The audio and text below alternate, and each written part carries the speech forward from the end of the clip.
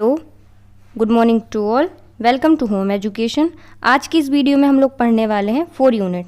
आपकी बेटा जो 3rd यूनिट थी वो मैं आपको पहले ही अपलोड करा चुकी हूँ आपके हिंदी के फर्स्ट पेपर से पहले, क्योंकि उसका जो डेटा था वो आपके फर्स्ट पेपर में भी आना था और सेकंड पेपर में, इसलिए मैंने आपको पहले ही करवा दिया था।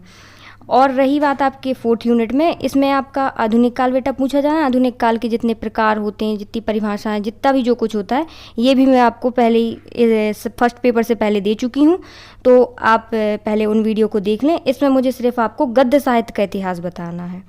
क्लियर? अगर आपको वीडियो ना मिल रही हो तो आप हमारे व्हाट्सएप ग्रुप में ज्वाइन कर लें, तो मैं वहाँ पर सब वीडियो शेयर करती रहती हूँ, तो आपको मिल जाएंगे। तो ये रहा हमारे व्हाट्सएप ग्रुप का नंबर, ये देख लीजिए। तो आप हमें इसमें मैसेज कर दीजिएगा, तो हम आप लोगों को वीडियो भेज देंगे। और अगर अभी तक आप लोगों ने ग्रुप को ज्वाइन ना किया हो तो आप लोग कर लें। आप हमें मैसेज कर दें इस नंबर पर, तो हम आप लोग को ज्वाइन कर लेंगे। क्लियर? चलिए अब देखते हैं हम लोग अपना क्वेश्चन। ये बेटा गद्य साहित्य का इतिहास कहलाता है। जो 3rd यूनिट में है आपका वो पद्य साहित्य का इतिहास है, और इसमें भी आधुनिक काल जो है वो पद्य साहित्य का इतिहास कहलाता है। लेकिन जो आपका रेखा चित्र संस्मरण, ये आपका गद्य साहित्य का इतिहास कहलाता है। क्लियर? तो आप नाम भी याद रखें कि किसको क्या कहते हैं। चलिए, तो इसमें आपको पढ़ना है संस्मरण और रेखा चित्र के अंतर। ये समझ लें आप, बिल्कुल वेरी वेरी वेरी मोस्ट है आपके लिए। चलिए, तो आपको पहला देखना है संस्मरण कैसा होता है बेटा, वास्तविक होता है। और रेखा चित्र कैसा होता है आपका, काल्पनिक होता है। चलिए, तो आपने ये देख लिया कि ये संस्मरण कैसा होता है, वास्तविक होता है, रेखा चित्र काल्पनिक होता है। तो आप इसकी बेटा परिभाषा देख लीजिए। मैंने इसकी परिभाषा क्या है लिखी नहीं थी, क्योंकि लिखने में बेटा बहुत टाइम लगता है, और आप मेरा लिखने से ज़्यादा सुना करिए कि मैं बोलती क्या हूँ। क्लियर? तो आप संस्मरण में क्या लिखेंगे बेटा, तो संस्मरण में आपको लिखना है कि जो लेखक की क्या होती है स्मृति पटल, या किसी व्यक्ति के जीवन की घटनाओं के बारे में हम लोग क्या करते हैं, विवरण करते हैं, तो उसे हम क्या कहते हैं, संस्मरण कहते हैं। अब इसके लिए ऑब्जेक्ट के लिए सुन लीजिए कि 1907 में क्या हुआ था, बाल मुकुंद गुप्त जी ने इस विधा की, मतलब संस्मरण विधा की शुरुआत की थी। ये आप लोग वेरी मोस्ट समझिए। अब देख लीजिए आप रेखा चित्र के बारे में।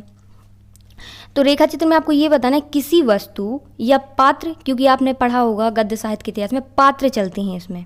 क्लियर? तो किसी वस्तु या पात्र का आकर्षक ढंग से चित्रात्मक दर्शन या प्रदर्शन रेखा चित्र कहलाता है। क्लियर? और इसका शुभारंभ किसको जाता है, मतलब रेखा चित्र का शुरुआत किसने की थी, श्री राम शर्मा जी को इनका श्रेय जाता है कि इन्होंने ये स्टार्ट किया था रेखा चित्र के बारे में।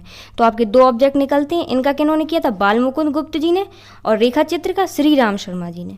क्लियर? याद रहेगा? तो ये आप डेफिनेशन भी अंतर में लिख सकते हैं, पर मैंने लिखी नहीं थी, मैंने कहा मैं आप लोग को बता दूंगी। अब देख लेते हैं इनके अंतर।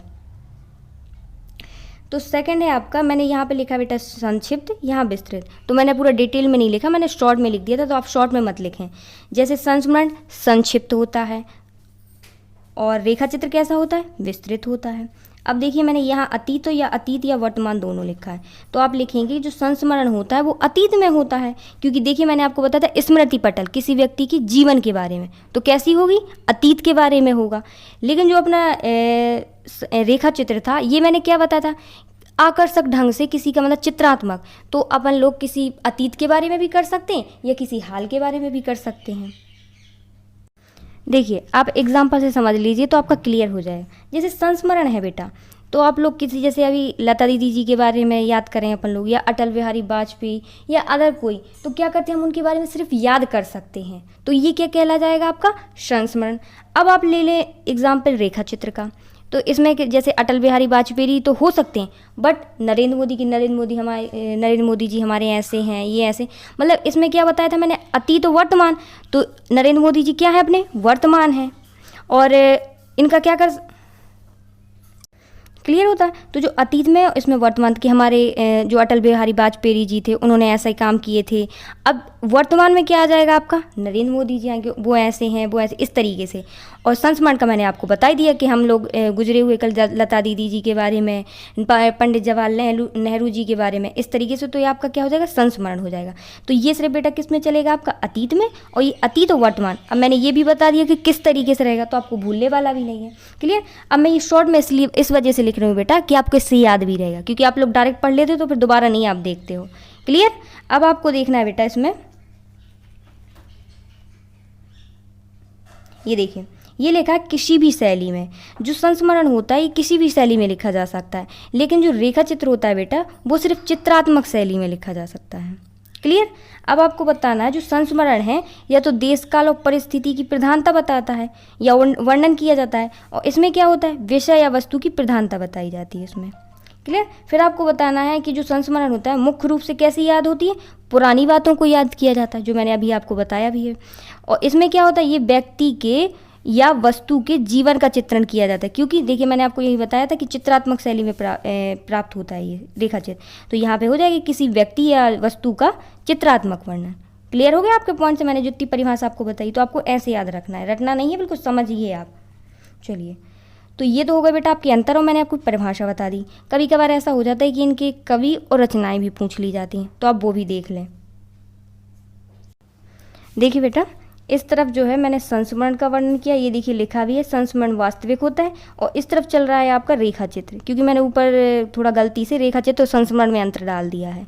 क्लियर। तो आप कंफ्यूज ना हो, ये देखिए मैंने संस्मरण लिखा भी है और इस तरफ रेखा चित्र लिखा है, तो आप याद रखें। क्लियर, उल्टा मत याद कर लें आप लोग। चलिए, अब हमें इनकी देखना है कवि और रचनाएं।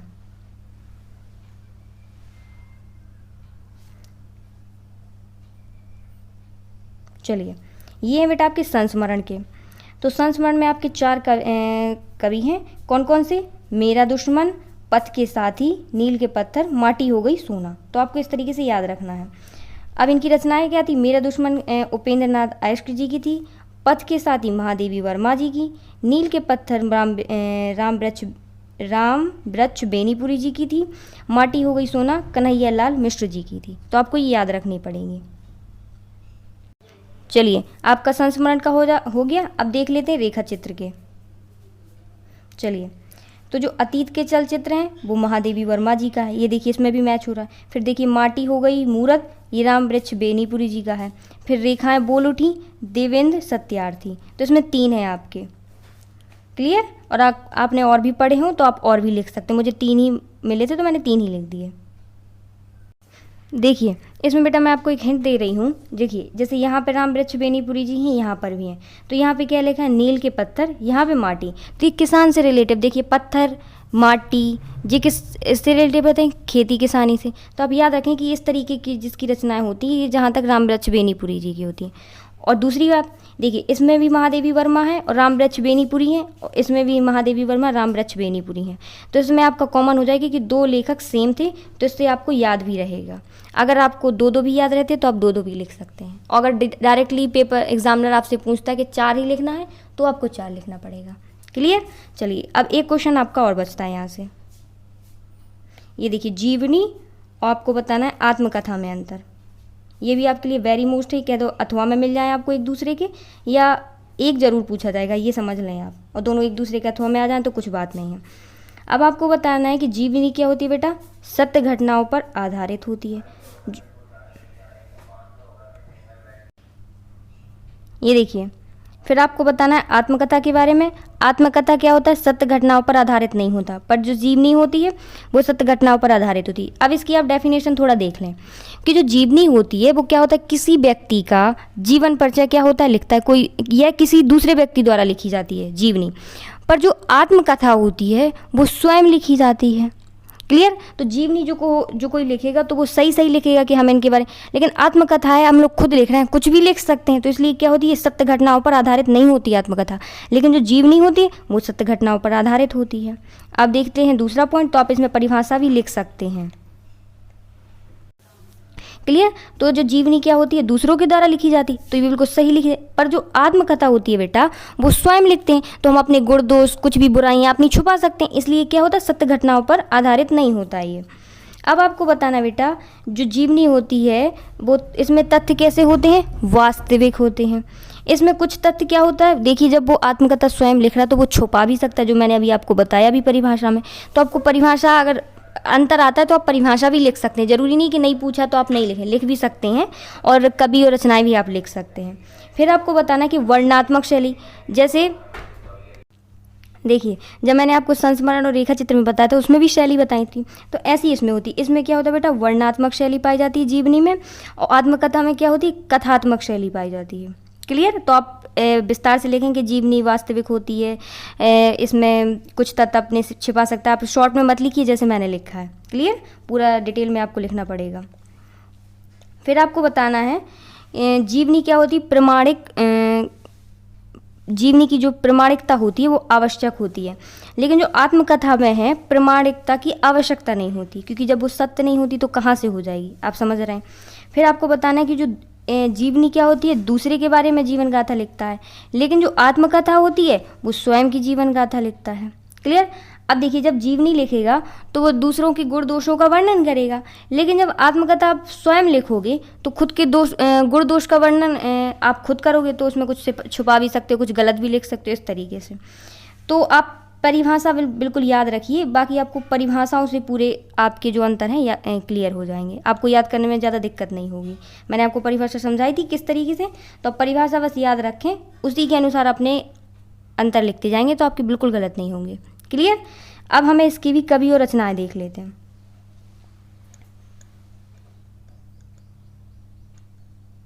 चलिए, ये देखने हैं आपको जीवनी की पहले, तो इसमें बताना है कि आवारा मसीहा, जो कि ये किसने लिखी थी, विष्णु प्रभाकर जी ने। फिर आपको बताना है कमल का सिपाही, अमृत राय। फिर आपको बताना है कमल मजदूरी, मदन गोपाल। फिर आपको बताना है निराला की साहित्यिक साधना, डॉक्टर राम विशाल शर्मा।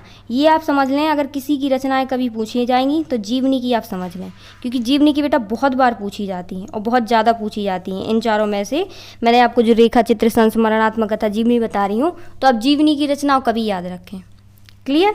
चलिए, अब आपको देखने हैं आत्मकथा के। आत्मकथा के बेटा बहुत ज़्यादा सरल है, अब लोग देख लें। इसका है पहला भारतेंदु हरिश्चंद्र। इनने क्या लिखा था, कुछ आप बीती कुछ जग बीती। अब देखिए, वियोगी हरि, मेरा जीवन प्रवाह। इसमें क्या है, गुलाब राय, इन्होंने क्या लिखा था, मेरी असफलताएं। फिर क्या है, हरिवंश राय बच्चन, इसमें क्या भूलूं क्या याद करूं। ये इनकी बहुत फेमस रचना है, याद रखें, क्योंकि ज़्यादातर इनकी यही मतलब पढ़ने को मिलती है हम लोगों को, तो आप लोग याद रखेंगे। अब ये देखिए, जो आत्मकथा में ये हैं इसके कवि, और जो जीवनी के थे वो हैं इस तरफ कवि। ये इस तरफ मैंने पहले रचनाएं लिख दी हैं, फिर कवि, और आत्मकथा में पहले मैंने कवि लिखे हैं, फिर रचनाएं। तो आप समझने में भी आ रहा होगा, लेकिन मैंने फिर भी क्लियर कर दिया कि कौन रचना है कौन कवि है। तो बेटा, आपका गद्य साहित्य के इतिहास से सिर्फ 2 ही क्वेश्चन थे, तो मैंने ये आपके कंप्लीट करा दिए हैं, लेकिन इसके अंतर बेटा बहुत अच्छी तरीके से याद रखिए, क्योंकि इसका जो क्वेश्चन आता है वो अंतर से ही आता है। और मैंने आपको परिभाषा भी बता दी और रचनाएं और कवि भी बता दी। अगर वो अंतर छोड़ के आपसे परिभाषा और रचना कभी पूछ लेता है तो आपको लिखने में कोई दिक्कत नहीं होगी, क्लियर। और आपको इस यूनिट से कोई भी दिक्कत आए तो आप हमें कमेंट कर सकते हैं। और आपको वीडियो शेयर अगर अच्छी लगी हो तो लाइक कर दें, वीडियो को शेयर करें, और आपने अभी तक हमारे चैनल को सब्सक्राइब ना किया हो तो सब्सक्राइब कर लें। वीडियो देखने के लिए थैंक यू।